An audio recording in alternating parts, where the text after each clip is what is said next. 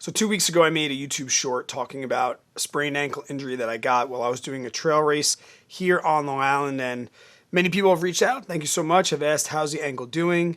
Did I end up ending the streak? Things like that. So I just want to give a little update and also talk about what my training looks like and my running looks like in the near future. Now, before I say anything, I do want to give a full disclosure. I am not a doctor, and I also did not go see a doctor. My brother is a PA for an orthopedic surgeon. I got a little bit of his advice, but to be honest, I really didn't follow it. But what I'm saying is if you are running with an injury or you get an injury while exercising, you should probably consult a doctor, right? I'm just going to give my personal opinions and the reasons why I did not see a doctor. I think when you're evaluating an injury, you have to think about, one, your own body. You know your body better than anybody, right? And the longer you've lived, the longer you know your body.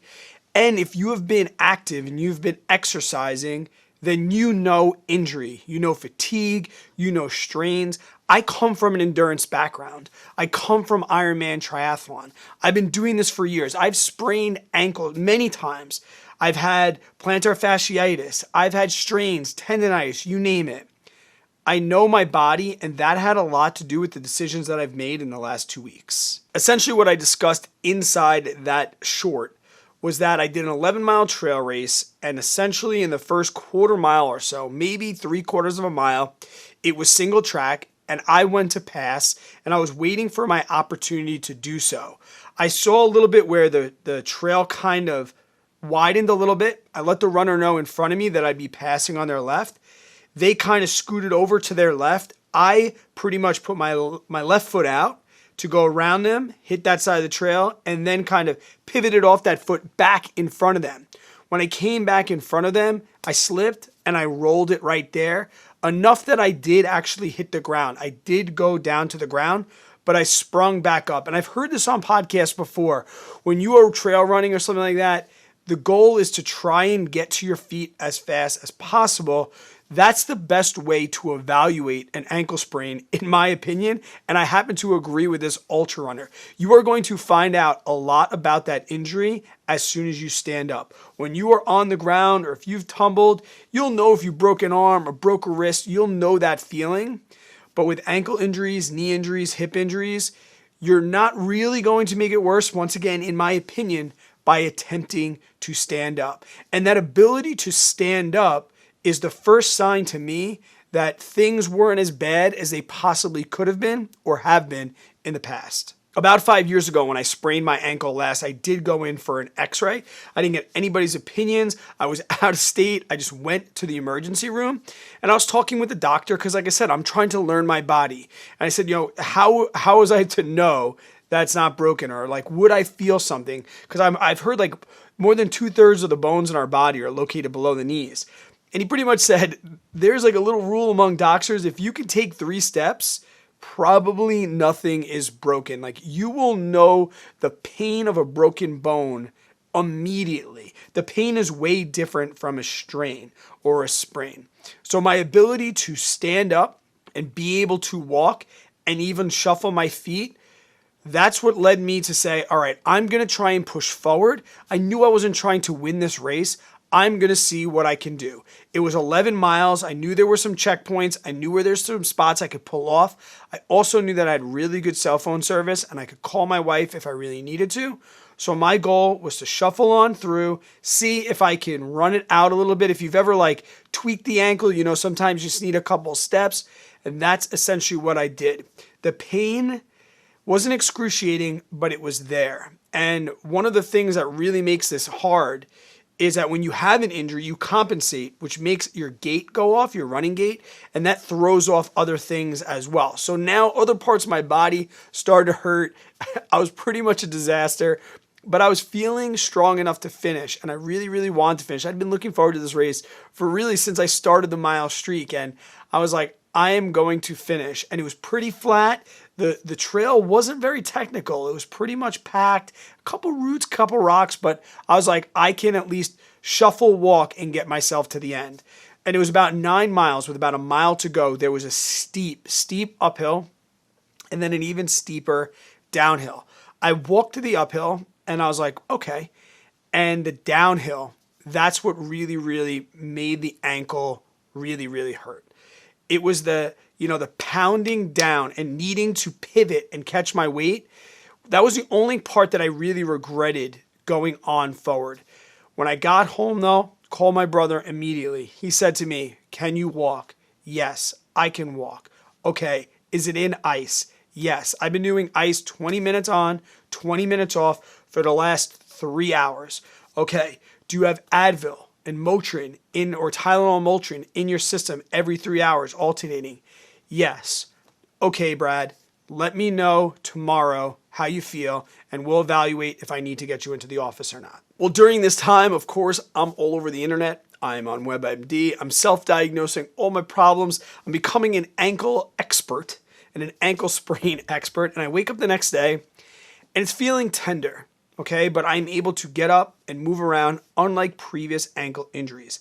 I had a little bit of bruising underneath the ankle. I'll post some pictures somewhere so you can see that. And I was forced with the decision of, am I going to run? Now, I was out at my in-laws about an hour and a half away. By the time I got home, it was time to decide if am I going to break this mile. And at that point, I was at like day 112 or something like that, maybe day 111. Pretty much the longest I've ever gone, like consistently with my running and my training. And I didn't want to stop. I think about all the benefits. I just recently made a video about the benefits of running. And I really the question I kept asking myself was, can I make it worse by trying to get this mile in? Not trying to go fast. Am I going to make it worse? Is it just going to be something where I slow down, the recovery process, or am I going to make the injury worse? And as long as I knew that I wasn't going to make it worse, I knew that I was at least going to try.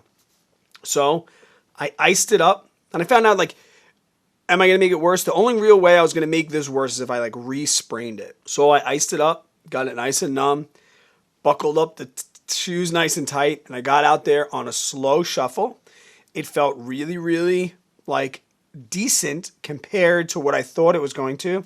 I got home, got it right back in ice, got right back on ibuprofen, and I survived that day. Over the next couple of days, I did the same. It was feeling better, not worse, and I was so happy that I didn't end the streak. And I posted in Strava something like, sometimes your emotional health is more important than your physical health. And I knew that by ending the streak, I was going to take a very, very big emotional hit, and I did not want to do that. So I went slow. Now, the main problem was about 5 days in, I started feeling really good. I tried to push it a little with the pace. And boom, the ankle, it just felt like kind of day one, like I set myself back. And I knew that from then on, I needed to take it slow, and really be disciplined about 1 mile only, right under 12-minute pace, which is the time I set for my threshold.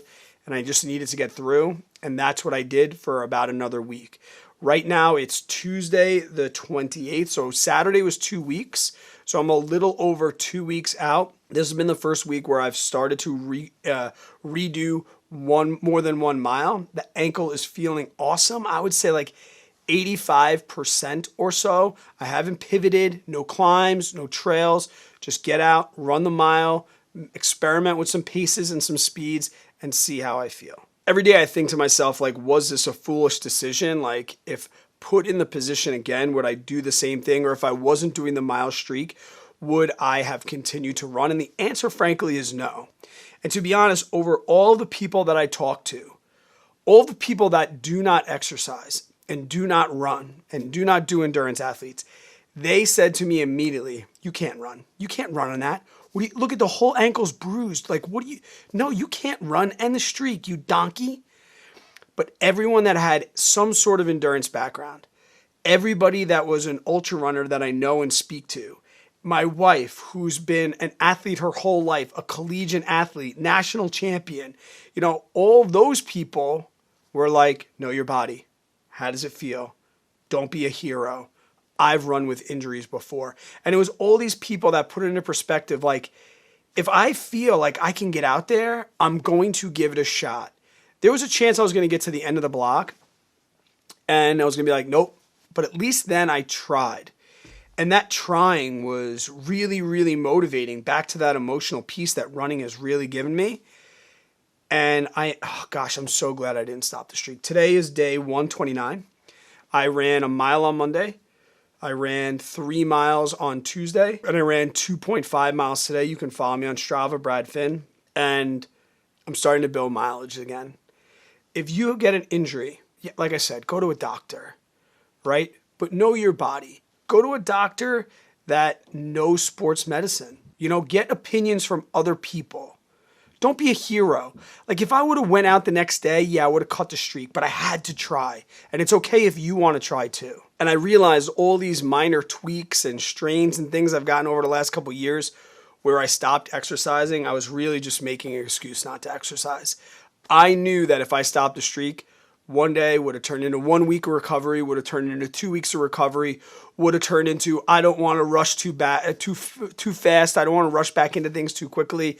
And then a month goes by and I've pretty much flushed away all the endorphins and everything I feel. I've lost 25 pounds during this mile streak. Like I would have given it all back, and I didn't want to do so. Right now I have things to look forward to. So we're going to start building mileage again, guys. Please, if you want to know about this journey, right, this journey to get back to endurance, consider subscribing. I have under 100 subscribers. If I get to 100, then I can leave a community post. So please just subscribe, get me to 100 so I can leave community posts. But in the very, very near future, I have the Goggins Challenge that I will be doing before the end of the year. Unless it gets really cold in New York really, really fast. That's 4 miles every 4 hours for 48 hours. That's definitely, like I said, I want to do that before spring. April 15th, I am signed up for a 50K, so 31 miles here on Long Island. I am signed up for a backyard ultra, which is 4 miles every hour on the hour, last man standing or woman standing, upstate New York. That's going to be June, Father's Day, so look forward to that. I also am going to be doing a 50 mile in October, the same race in 2023, the same race that I sprained my ankle at, that I did a 10 miler. I'll be coming with some unfinished business for Tesla Hertz. If you're curious, guys, leave in the comments. I would be happy to share any race I'm doing. The beer mile is going to be happening again. Beer mile part 3, I think. JJ Buckner's coming back to town. He wants to do it. We'll see how that goes in the cooler temperatures. I appreciate your time. I appreciate the wishes that you guys gave me. Don't worry about injuries too much, guys. Don't be heroes. But just know that if you are going to be an endurance athlete and you are going to run, there's going to be strains, there's going to be aches, there's going to be pains. Talk to your doctor, consult with doctors, but talk to people inside the community. Like I said, it was the people inside this endurance community that said, I've run with broken ribs. I've run with broken fingers. I don't have any toenails left. Like, you have a grade 2 ankle sprain. Do you want to stop the mile streak, which will set you back in more ways than the ankle sprain? Or do you want to fight through it, keep your sanity, and move forward? I'll talk to you guys in the next video now that I'm running again. Some more YouTube shorts, some other things coming out. Please, like I said, consider subscribing. Help me get to 100 so I just want 100 so I can leave community messages and give you guys more updates when I'm not recording videos. All right? Take it easy. Happy trails. Get out there. Start your mile streak today.